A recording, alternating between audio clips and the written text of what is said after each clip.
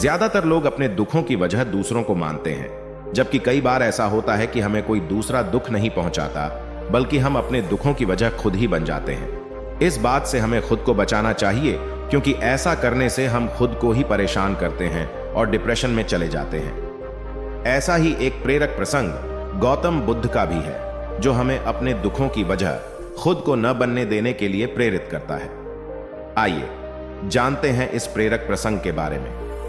उससे पहले अगर आप गौतम बुद्ध के सच्चे भक्त हैं तो मेरे इस चैनल को सब्सक्राइब कर दें और कमेंट बॉक्स में नमो बुद्धाय लिख दें। तो चलिए शुरू करते हैं। एक बार गौतम बुद्ध नगर में घूम रहे थे। तभी बुद्ध ने सुना कि उस नगर में रहने वाले कुछ लोग बुद्ध को बुरा भला कह रहे हैं और बद्दुआएं दे रहे हैं। ऐसा इसलिए हुआ क्योंकि उस नगर में रहने वाले कुछ बुद्ध विरोधियों ने आम नागरिकों के मन में ये बात बिठा दी थी कि गौतम बुद्ध एक ढोंगी व्यक्ति हैं और ये उनके धर्म को भ्रष्ट कर रहे हैं। इस वजह से उस नगर में रहने वाले लोग बुद्ध को पसंद नहीं करते थे और उनको अपना दुश्मन मानते थे। गौतम बुद्ध ने जब नगरवासियों के इन उलाहनों को सुना तो वह एक कोने में शांति के साथ खड़े हो गए और उनकी बुरी बातों को आराम से सुनते रहे। इस दौरान बुद्ध ने कोई प्रतिक्रिया नहीं दी। कुछ देर बाद जब नगरवासी बुद्ध को बुरा भला कहते हुए थक गए और चुप हो गए तो गौतम बुद्ध ने उन नगरवासियों से कहा, क्षमा चाहता हूं, लेकिन अगर आप लोगों की बातें खत्म हो गई हैं तो मैं यहां से जाऊं?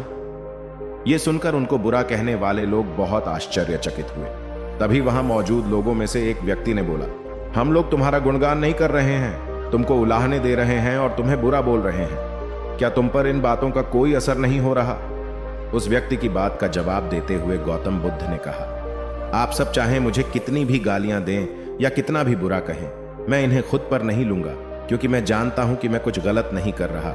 इसलिए इन बातों को जब तक मैं स्वीकार नहीं करता तब तक इनका मुंह पर कोई असर नहीं पड़ रहा है। गौतम बुद्ध ने आगे कहा, जब मैं इन गालियों और बुराइयों को अपने ऊपर लूंगा ही नहीं तो ये निश्चित तौर पर आपके पास ही रह जाएंगी और मुझ पर असर नहीं करेंगी।